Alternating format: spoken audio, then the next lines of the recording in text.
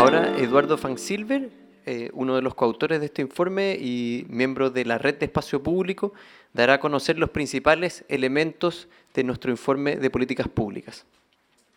Gracias, Eduardo.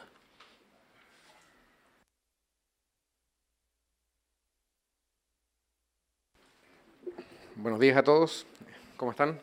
Yo vengo, es súper importante recalcar que esto no es un informe de Eduardo Van Silver, sino que son de estos 6 autores que están acá. Están siguiendo la tradición entre los economistas, están en orden alfabético, así que no hay ninguno que sea más importante que el resto. Dicho eso, este informe fue hecho por Eduardo Engel, Patricio Fernández, Sebastián Grey, Andrea Repeto, Damián Vergara y yo. De hecho, esta es como la portada del informe y ¿cómo funciona esto? Coincidentemente, son justo 6 personas. Aquí tienen ustedes a Eduardo Engel, Andrea Repeto, Patricio Fernández, Sebastián Grey, y las 2 señoras somos Damián Vergara y yo. La paloma está como un gesto simbólico hacia la importancia del pensamiento en el espacio público. Entonces, mi rol acá es solamente presentarles básicamente cuáles son los principales resultados.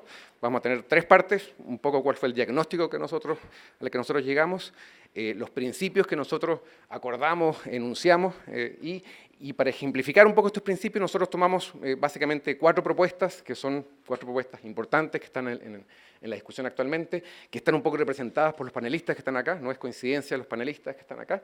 Entonces, y una especie de apreciación a la luz de estos principios, de estas 4 propuestas. ¿Okay?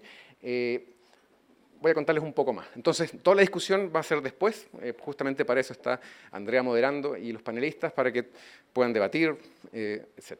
Entonces, un poco de cómo nació esto, o cómo nació este estudio o este trabajo. Un poco partió, no partió exactamente así. Partió en el fondo reuniendo un grupo de personas distintas, con distintos intereses, pensando que nosotros teníamos que hacer un trabajo sobre pensiones, que claramente era un tema vital en la discusión pública, que espacio público era importante que participara, y al poco andar nos dimos cuenta que en realidad nuestro fuerte no debía ser hacer una propuesta específica, que podía ser una tentación lógica, a tratar de decir, en realidad, antes de una propuesta específica, parte del problema, parte del estancamiento en que está la discusión, tiene que ver con que no hay acuerdo sobre cuáles son los principios que debería tener una reforma, que no hay acuerdo sobre cuáles son los objetivos que nosotros deberíamos llevar adelante. Entonces nosotros decidimos explícitamente, no vamos a hacer una propuesta específica, en el documento no hay una receta de qué es lo que hay que hacer, sino que lo que nosotros tratamos es simplemente llegar a lo que nosotros creemos que una reforma debería cumplir en 4 dimensiones distintas.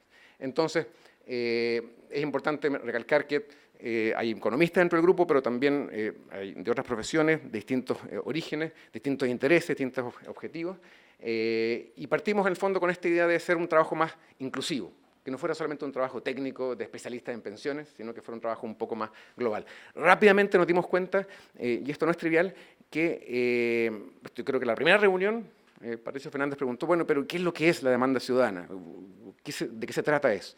Y efectivamente nos dimos cuenta que no hay claridad sobre qué es exactamente la demanda ciudadana. De partida no hay una única voz de la demanda ciudadana, no hay una única demanda ciudadana.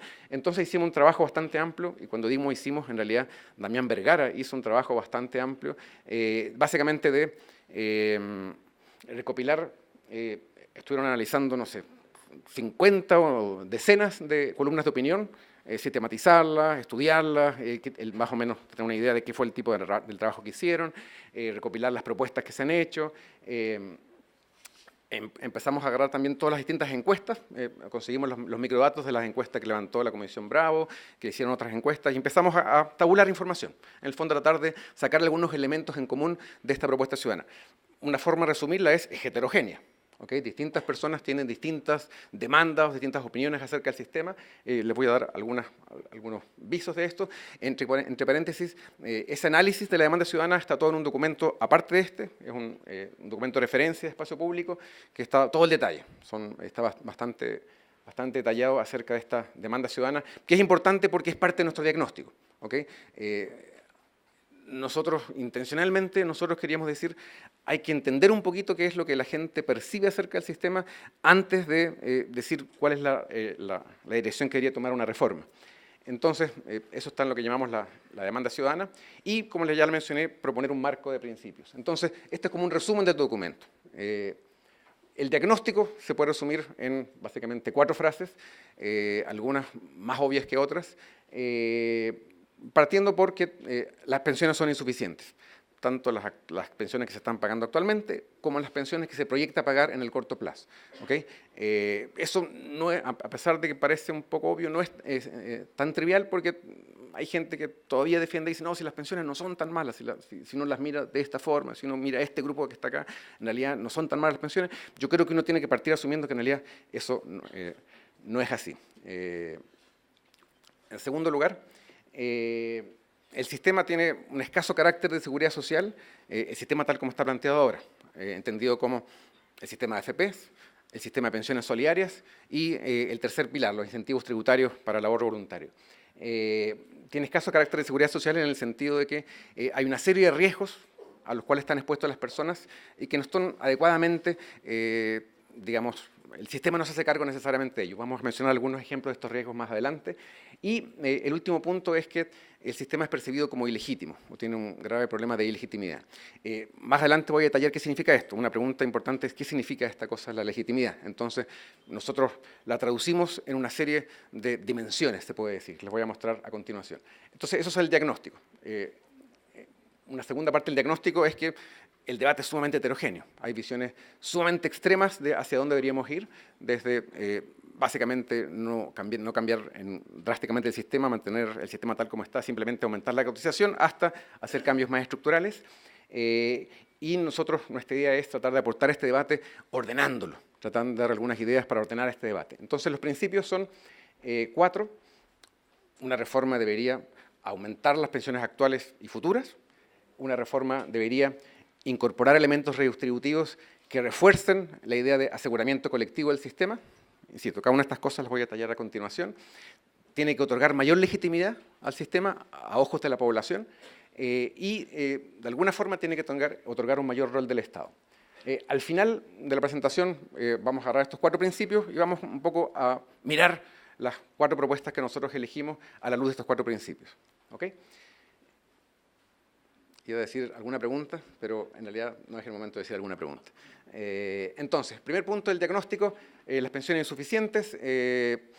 La causa de esto, hay muchas causas. Fundamentalmente, si yo tuviera que elegir una causa, la causa es que el sistema fue creado con un 10% tasa de cotización en el año 1980, llevamos 37 años y eso no se ha tocado. ¿Okay? Ningún gobierno ha querido elevar eso. Los titulares del diario son que no, si aumentamos la tasa de cotización se van a perder entre 2.000 y 400.000 empleos y por tanto no deberíamos hacerlo. Bueno, llevamos en esa 40 años prácticamente y claramente hay que hacerlo. ¿Okay? La razón principal por la cual las pensiones son bajas es porque llevamos ahorrando poco en el sistema durante 40 años. ¿Okay? Y ningún gobierno ha querido cambiarlo. Esa es mi opinión personal de cuál es la principal razón. Hay otros elementos como, obviamente Chile no es Suecia, no tenemos una tasa de densidad de 100%, la gente no trabaja toda su vida en forma formal, la gente trabaja más o menos en promedio la mitad de su vida en forma formal, la esperanza de vida ha ido aumentando, en el sistema la esperanza de vida, los aumentos en esperanza de vida se trasladan a las pensiones, en el fondo si la gente vive más tiempo las pensiones son más bajas y al mismo tiempo los salarios han crecido fuertemente, eso es algo que tal vez no se menciona tanto en la discusión y el tema de los salarios es que cuando los salarios crecen, las expectativas crecen, ¿okay? La gente aspira a tener una pensión cercana a los ingresos que está percibiendo antes de jubilarse. Mientras más crecen los salarios, más rápido crecen las expectativas de la gente y no necesariamente el ahorro acompaña eso. Y yo diría que lo que ha surgido más recientemente es el tema de desconfianza. La ponemos acá dentro de las causas porque creemos nosotros que la desconfianza no es solamente un tema político. Esta discusión sobre legitimidad no es solamente una discusión que debería interesarle a los políticos, sino que también es una discusión que tiene que ver con el sistema de pensiones. Cuando la gente desconfía en un sistema, cuando la gente siente que hay elementos que no está de acuerdo, no participa. Entonces, si puede no cotizar, no cotiza. Si tiene que hacer ahorro voluntario, no hace ahorro voluntario porque desconfía del sistema. No digo todo el mundo, pero hay mucha gente que, producto de su desconfianza, elige no participar. Entonces, no es un tema meramente político, también es un tema de pensiones. Un tema de cobertura. el pilar solidario, por supuesto, el 2008 fue un gran cambio en la forma como está organizado el sistema, pero fundamentalmente orientado a la gente de menores ingresos, de menores tasas de densidad. La gente que cotiza poco, que cotiza por bajos ingresos, tienen acceso a este pilar solidario que ofrece un piso. Si quieren, creo que todavía hay algunos espacios por acá, pueden entrar para que no se queden en la entrada, no se preocupen por mí. Adentro. ¿Te puedo ver un vasito de agua? Bueno. Entonces, el pilar solidario fue un gran cambio, fue una gran modificación del sistema, pero fundamentalmente está orientado a la gente de bajo ingreso. En el otro extremo, la gente de altos ingresos tiene incentivos tributarios, tiene capacidad de ahorro, hace APB, entonces de alguna forma, y tiene otras fuentes de ingreso, de alguna forma pueden establecerse una pensión o una fuente de ingreso razonable. Ay.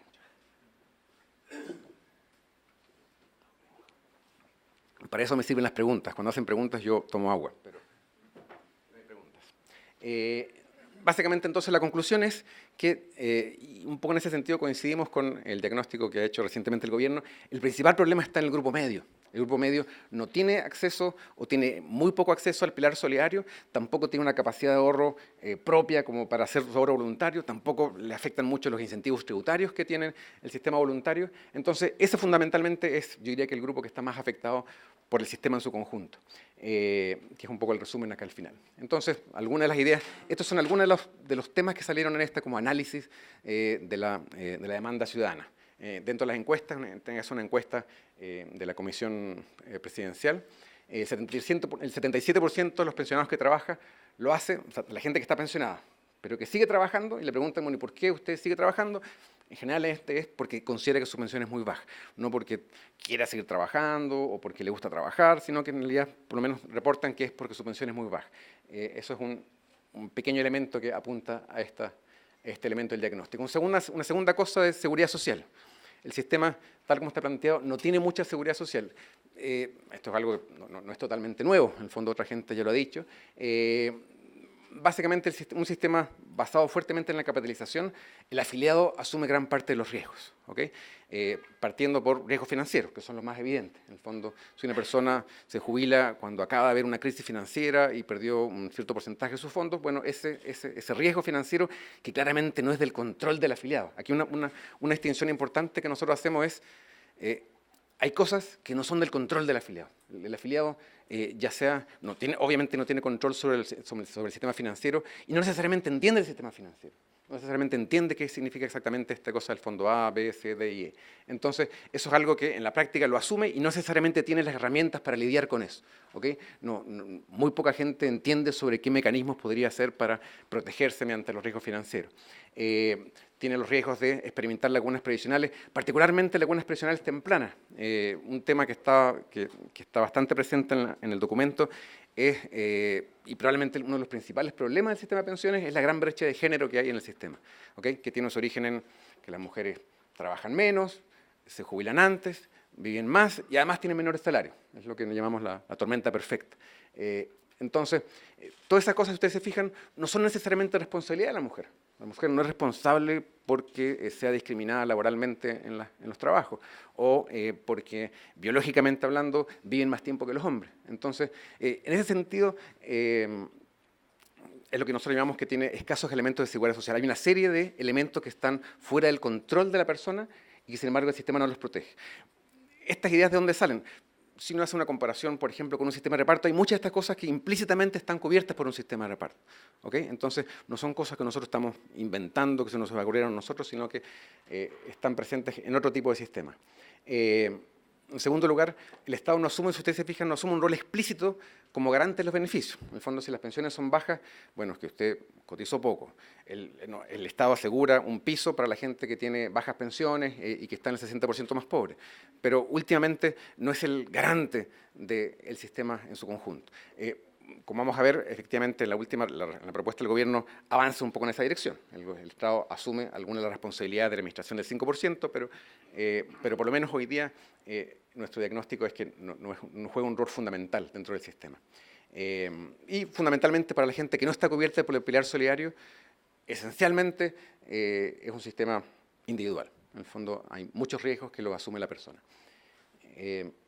entonces nuevamente un botón de este trabajo de revisión, en este caso de la encuesta de desarrollo humano, el 80% cree que el Estado se hace cargo de las pensiones en vez de esquemas mixtos o exclusivamente privados. De esto hay mucha heterogeneidad, por supuesto.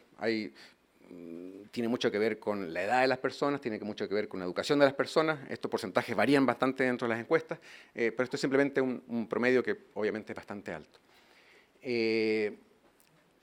Un tercer elemento, digamos, del diagnóstico tiene que ver con la legitimidad, que este probablemente es uno de los conceptos más difíciles de traducir perfectamente. ¿Qué es lo que es la legitimidad? Entonces, parte de la discusión, fuimos como recogiendo elementos que distintas personas percibían que eran parte de este diagnóstico de legitimidad y están como resumidos en estos 4 puntos que están acá. Primero, está esta idea de una sensación de engaño. ¿Okay? Mucha gente ahora dice, no, yo me siento engañada. Lo voy a mostrar a continuación. Este es como un pedazo del libro de José Piñera acerca de cómo fue que diseñaron el sistema o cómo se pensó el sistema. Y básicamente decía que con un 10% y la gente seguía trabajando toda su vida, iba a poder tener una pensión del 70%. 70%. Entonces la gente que participó en el sistema en esa época, que se cambió de sistema, dice, chuta, a mí me prometieron que iba a tener una tasa de reemplazo de 70%, y no es cierto, no está ocurriendo eso. 40 años después me doy cuenta que en realidad eso no está ocurriendo. Entonces, una promesa incumplida respecto a las pensiones que se iban a entregar. Segundo, hay un problema de origen. ¿Okay? Estos elementos no están presentes en todas las personas, pero distintas personas perciben que hay elementos que no les gustan del sistema, en parte por un tema de origen. El sistema no fue producto de una tramitación parlamentaria y un debate amplio a nivel nacional, sino que fue introducido durante una dictadura y al mismo tiempo, digamos, las personas que crearon el sistema lo crearon para la población, pero no lo crearon para sí mismos. ¿Okay? Entonces las Fuerzas Armadas dijeron, esto es muy bueno para la población, pero nosotros vamos a tener un sistema distinto. Gran parte de la discusión actual, que tiene que ver con Gendarmería, con Carabineros, con las Fuerzas Armadas, tiene que ver con ellos mantuvieron otro sistema, totalmente distinto, un sistema más de reparto, las pensiones son altas, etc. Entonces, eso la gente lo percibe como partió mal el sistema. ¿Okay? En su origen, el sistema fue implantado por gente que en realidad no creía tanto en el sistema como para adoptarlo para sí mismo, sino que era para otras personas. Una sensación de abuso tiene que ver con, insisto, estas son percepciones. ¿Okay? No estoy diciendo que esto literalmente es cierto. Esto es parte de lo que la gente percibe acerca del sistema, hace que desconfíe en el sistema y que por lo tanto prefiera no participar, prefiera no cotizar cuando puede no hacerlo. Por otro trabajo, ahí me tocó, he estado estudiando el tema de la posibilidad de renunciar. No sé si ustedes saben que a partir de la reforma del 2008, los trabajadores independientes que tienen boleto honorario tienen la posibilidad, en teoría tienen la obligación de cotizar, pero tienen la posibilidad de renunciar a esa obligación a través de la Declaración Anual de Impuestos Internos. Antes de que esto partiera, digamos, los que habíamos trabajado, habíamos estudiado el tema, creíamos que esto iba a tener mucho impacto, ¿okay? Porque si uno mira a otras partes del mundo, cuando la opción por defecto es que uno tiene que cotizar, generalmente la gente termina haciendo eso, poca gente renuncia, ¿okay? En Chile renunció aproximadamente el 80% de la gente que tenía la opción, efectivamente renunció, algo que dejó impresionada a toda la gente que conocía el tema porque es raro. En general la gente se queda en la opción por defecto. ¿Okay? La gente dice, bueno, si esto me lo está proponiendo el gobierno, yo supongo que es bueno y yo por tanto quiero hacerlo. Pero en Chile parece que leemos cuando Impuestos Internos nos pregunta una opción y el 80% dice en realidad no quiero cotizar. ¿Okay? Yo entiendo que podría ser bueno, pero prefiero no cotizar. Estamos justamente estudiando esto. Eso tiene que ver con esta idea de que la gente desconfía en el sistema. Entonces la sensación de abuso tiene que ver con, en un contexto de bajas pensiones, como ya lo discutimos. Sin embargo, las AFPs, al mismo tiempo que la gente está recibiendo bajas pensiones o va teniendo mala rentabilidad, no está presentado acá, pero durante la crisis financiera del 2008, en que el Fondo A cayó un 40%, las AFPs tuvieron utilidades. Los economistas entendemos por qué eso, ¿okay? Porque en realidad la forma de financiar la AFP no es lo mismo que la forma de financiar el fondo. Son dos objetos distintos, son entidades jurídicas distintas. Sin embargo, a ojos de la gente no logra entender eso. Yo he tratado de explicarle esto a la gente y es súper difícil. ¿Okay? En el fondo, ¿cómo puede ser que mi fondo caiga, pero la AFP gane dinero? La gente le cuesta entenderlo. O cómo puede ser que las pensiones sean bajas y la AFP tiene utilidades que son consideradas como altas en relación a otras industrias parecidas, en relación a la industria financiera, a la industria de aseguradoras, etc. Entonces, eso es como una sensación de abuso. La gente siente que no puede ser esto. ¿Okay?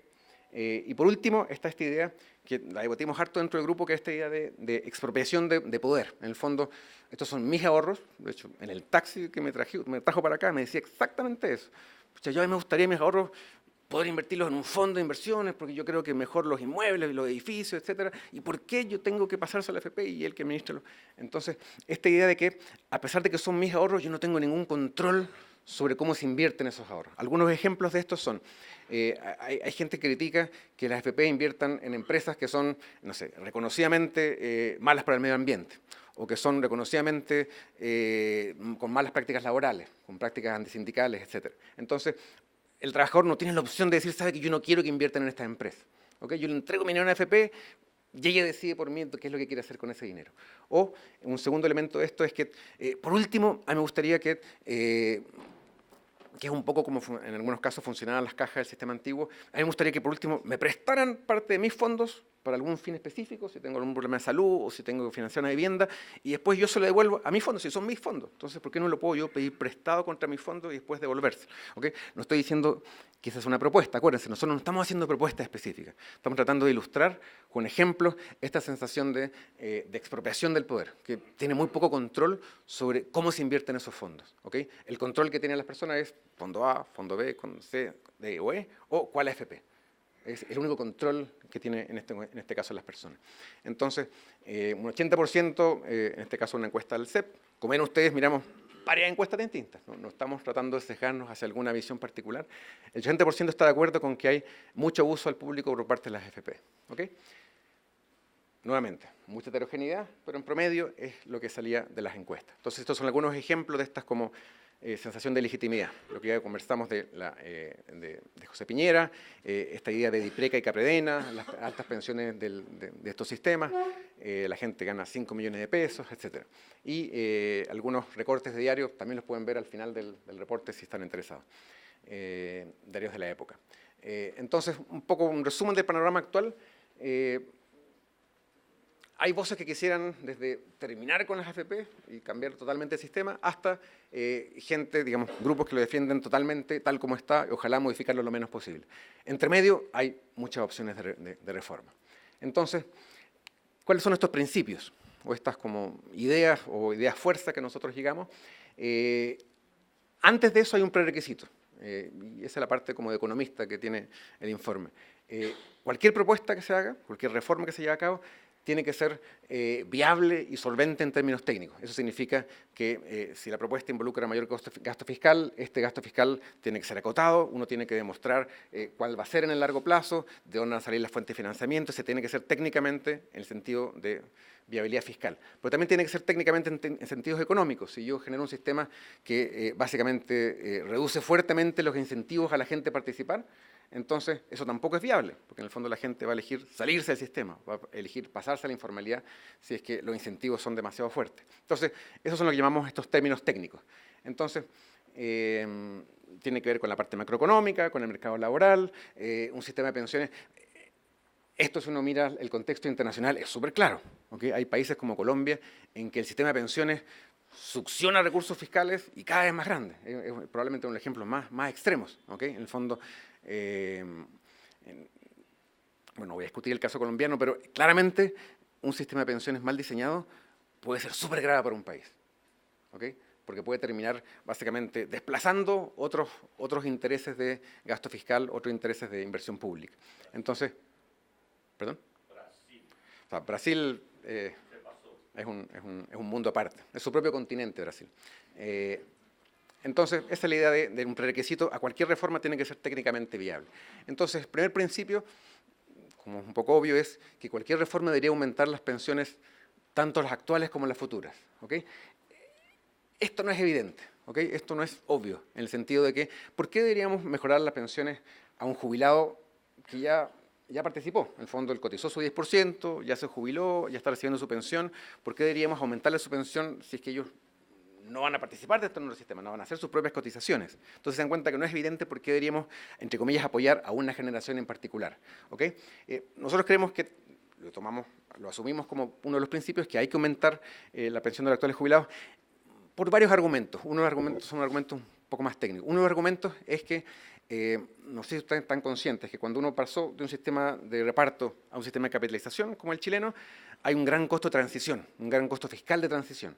¿Por qué? Porque uno tiene que seguir pagando las pensiones a los antiguos jubilados, uno tiene que reconocerle las cotizaciones que hicieron la gente al antiguo sistema y que se cambió el nuevo sistema, lo que se llaman los bonos de reconocimiento.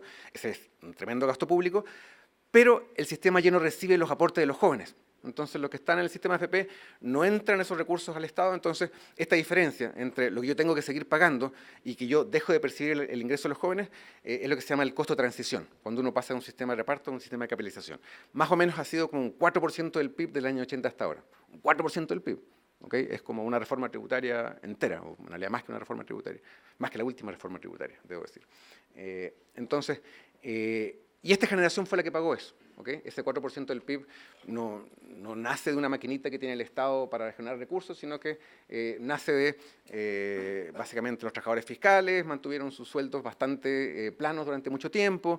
Durante un tiempo en los 80, a los trabajadores públicos se les dijo, bueno, le vamos a cotizar solamente por la base y no por su sueldo completo, como una forma de reducir el costo fiscal, etc. Entonces, es una generación que efectivamente ha pagado esto.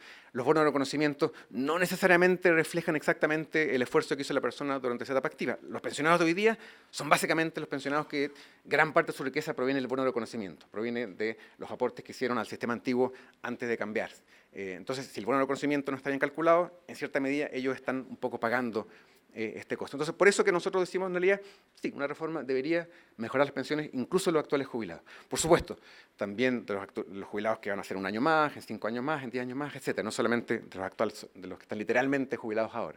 Entonces, y es lo que está un poco explicado ahí. En el fondo, esa generación pagó los costos de transición, la implementación del sistema, cotizaron durante muchos años con un 10%. En el fondo, este aumento de la cotización es para las futuras cotizantes, no es para los pasados cotizantes. Entonces, en cierta medida, el Estado les dijo, no, con este 10% va a alcanzar para su pensión. Y cotizaron por su 10%, cumplieron con su deber y hoy día están recibiendo unas pensiones que son insuficientes. Entonces, por eso que, aunque suene medio obvio, nosotros creemos que ese es un principio.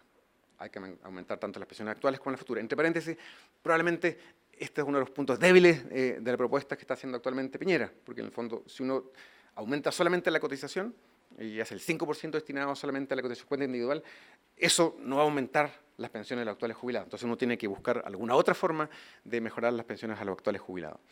El segundo principio es esta idea de que hay que incorporar elementos redistributivos para darle para reforzar el componente de aseguramiento colectivo y el carácter de seguridad social del sistema.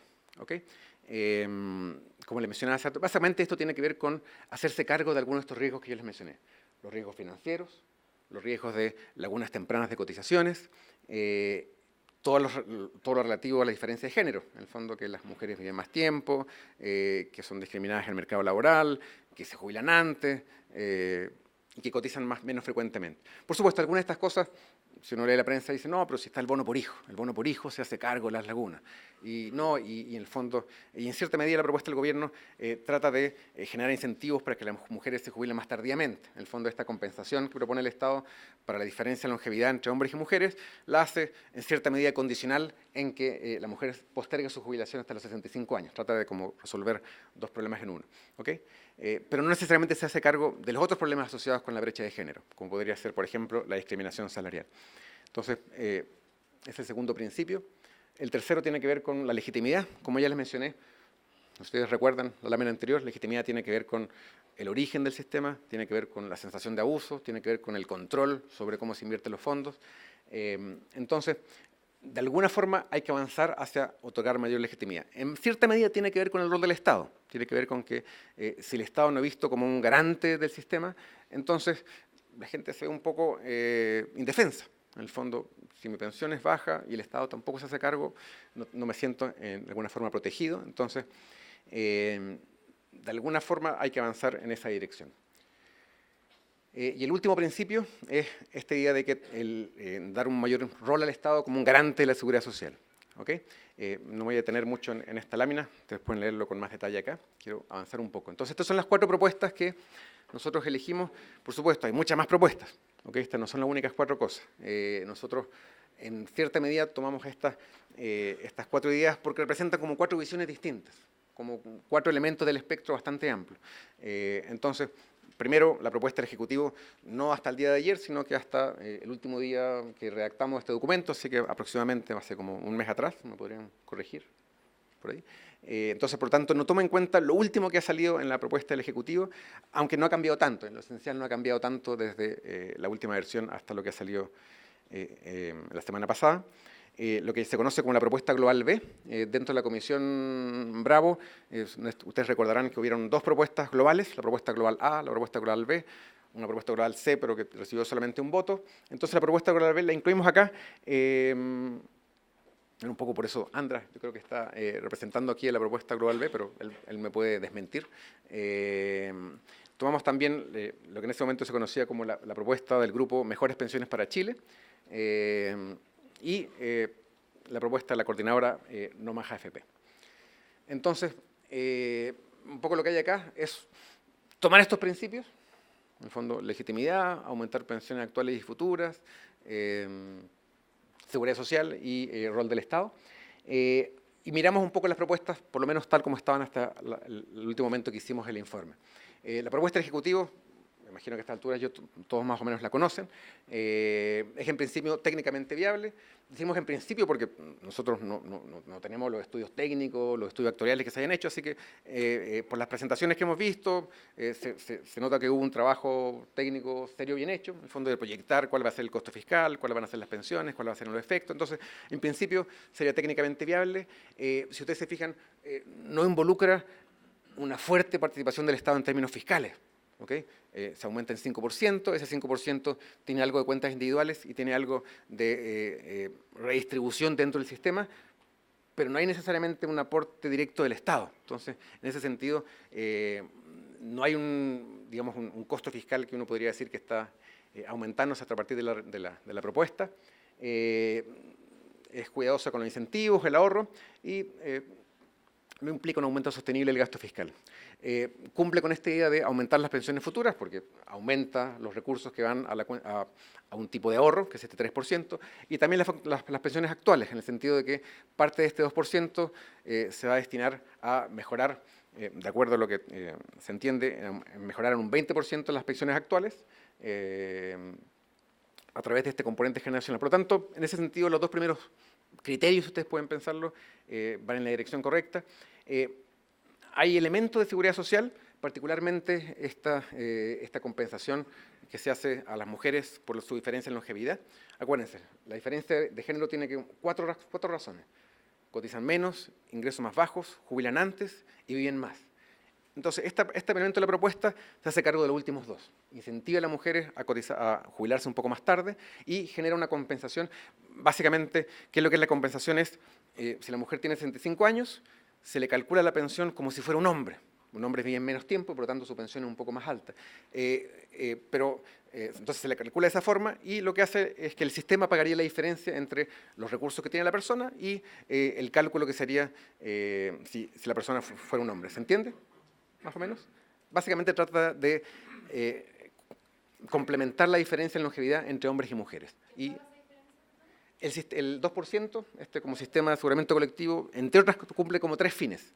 Cumple un fin de compensación por la diferencia en longevidad, cumple un fin de redistribución intergeneracional, básicamente pagar las pensiones de los actuales, mejorar las pensiones de los actuales jubilados, y cumple un fin de transferencia intergeneracional. Yo imagino que después Cristóbal puede hacer un poco más de comentarios acerca de esto, pero fundamentalmente son esos tres objetivos. La redistribución intergeneracional se refiere a que van a tomar las cotizaciones que se hagan durante un año de trabajadores de alto ingreso, trabajadores de bajo ingreso, y después eso se va, entre comillas, a redistribuir en las cuentas en función del número de cotizaciones. Entonces, en la práctica es como que una parte de los ingresos, de las cotizaciones de altos ingresos, va a ir a las cuentas de los trabajadores de bajo ingreso. Va a ser como una distribución, entre comillas, de ricos a pobres. ¿Okay? Una parte de este 2%. ¿Okay? Entonces, eso es transferencia intergeneracional. La magnitud del impacto de esto no es evidente, por lo menos no hemos tenido acceso. Por tanto, va en la dirección correcta. En el documento van a ver que hay algunos elementos que nosotros creemos que están faltantes. En el fondo yo les mencioné, dentro de los riesgos a los que están puestos una persona, están, por ejemplo, los riesgos financieros o los riesgos de tener lagunas tempranas. No sé si ustedes están conscientes que, como el sistema es de capitalización, entonces las cotizaciones que yo hago cuando joven valen mucho más para la pensión que las que yo hago cuando estoy cercano a jubilarme, porque acumulan interés compuesto durante más tiempo. Entonces, importa el cuándo yo haga las cotizaciones, ¿okay? Que es una razón matemática, financiera. ¿Ok? Pero cuando uno le explica esto a la gente te dice, pero yo coticé 20 años, ¿por qué debería ser importante si los coticé cuando era joven o los coticé cuando estaba antes de jubilarme? ¿Ok? ¿Por qué tengo que yo hacerme cargo, entre comillas, de la matemática? ¿Por qué tengo que hacerme cargo del interés compuesto? Entonces, esto es particularmente importante para el tema de la diferencia de género. Parte de la diferencia, de la razón por la cual las pensiones de las mujeres son más bajas que las hombres es porque tienen lagunas tempranas. ¿Okay? Entonces pasan un porcentaje alto de su etapa temprana en la vida sin cotizar, y esas cotizaciones son importantes en un sistema de capitalización. ¿Okay? Entonces, y por último, ¿cómo estamos de tiempo? 10, 16.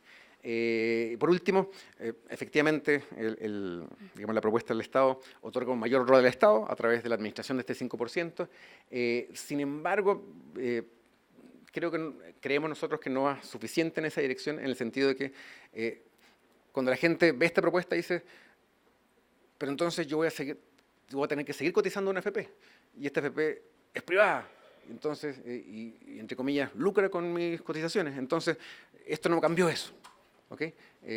Yo voy a seguir, o sea, hay un 5% que lo maneja el Estado, pero yo voy a tener que seguir cotizando a una entidad en la cual no confío, en la cual una entidad que tiene utilidades sobrenormales a partir de mis cotizaciones. Entonces, por ejemplo, insisto, esto no es una propuesta, sino que es un ejemplo de cómo ilustrar este concepto. Una AFP estatal, que puede ser discutida por otras razones, habría sido una idea interesante en términos de legitimidad. Porque la gente habría dicho, mira, yo en salud yo puedo elegir entre un ente público y un ente privado. En educación yo puedo elegir entre educación pública o educación privada, pero en pensiones no puedo. Estoy obligado a elegir un proveedor privado. Entonces, en ese sentido, una AFP estatal podría haber avanzado en la dirección de otorgarle mayor legitimidad a ojos de la población, que no se sienta que están obligadas a hacer algo que no quieren hacer. La propuesta global B, más o menos, a ver cómo, en el documento está un poco más detallado, una especie de resumida de la propuesta, pero digamos, parte de la discusión es que lamentablemente no hubo un estudio actuarial detrás de la propuesta, entonces no queda claro cuál sería el costo fiscal asociado a esa propuesta. Esa propuesta sí incluye mucho más participación del Estado, aporte directo de parte del Estado. No está claro cuál sería el costo fiscal. Bueno, tal vez Andrés me puede corregir en este sentido, pero por lo menos lo que salió en el informe de la Comisión, no había un estudio detallado respecto a esta propuesta, por lo tanto, en ese sentido es desconocida. ¿Perdón?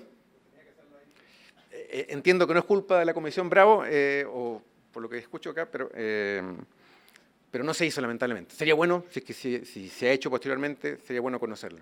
Entonces, hay que analizar en particular algunos temas de incentivo a cotizar, qué pasaría con el ahorro agregado, un poco esta discusión acerca de si uno introduce más reparto, eso puede afectar de alguna forma el ahorro agregado, como el estudio que hizo el Banco Central, y el gasto fiscal de largo plazo, porque efectivamente involucra gasto fiscal. Si bien no es claro cuál es el efecto en las pensiones futuras, esa frase que dice ahí, dada la renuncia al retorno financiero, eso se refiere, nuevamente un poquito técnico, pero lo voy a explicar brevemente, a que en un sistema, el sistema que ellos proponen es un sistema que en cierta medida pasa a cuentas nacionales. Estas cuentas nacionales son como las cuentas de capitalización, pero en vez de que gane el retorno financiero, que es el que gana la capitalización individual, gana un retorno nacional, es decir, un retorno que define el Estado. El Estado dice, este año el interés que van a ganar las cuentas nacionales va a ser 1%, va a ser 2%, en función de cuál es la situación fiscal del sistema. Entonces, tradicionalmente, cuando uno mira países que tienen sistemas como este, que hay algunos países que han hecho eso, efectivamente, el retorno que recibe las cuentas nacionales tiende a ser más bajo que el retorno financiero que habrían recibido en un sistema de capitalización. Eso implica que, si uno se pasa a cuentas nacionales, el ahorro que hace la gente va a rendir menos que lo que hubiera rendido en un sistema de capitalización en el largo plazo. En el corto plazo pueden haber diferencias sustanciales, los retornos pueden ser más bajos en algunos casos, pero en el largo plazo el retorno financiero tiende a ser más grande que el retorno al capital humano, si ustedes quieren. Entonces, a eso se refiere esta frase de da la renuncia al retorno financiero. Pero lo importante es que, como genera un mini sistema de reparto, es decir, la gente cotiza a un sistema que eventualmente le va a pagar una pensión con cargo a esas cotizaciones que hizo, porque es un sistema de reparto.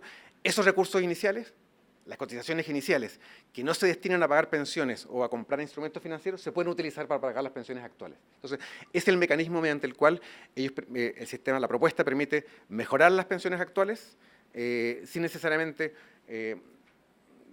sin tener que hacer un impuesto o algo por el estilo. ¿En qué se diferencia esto de la propuesta del gobierno? Es una pregunta interesante. Me están pidiendo que avance un poco más rápido. Pero es una pregunta interesante. ¿En qué se diferencia esto de la propuesta del gobierno?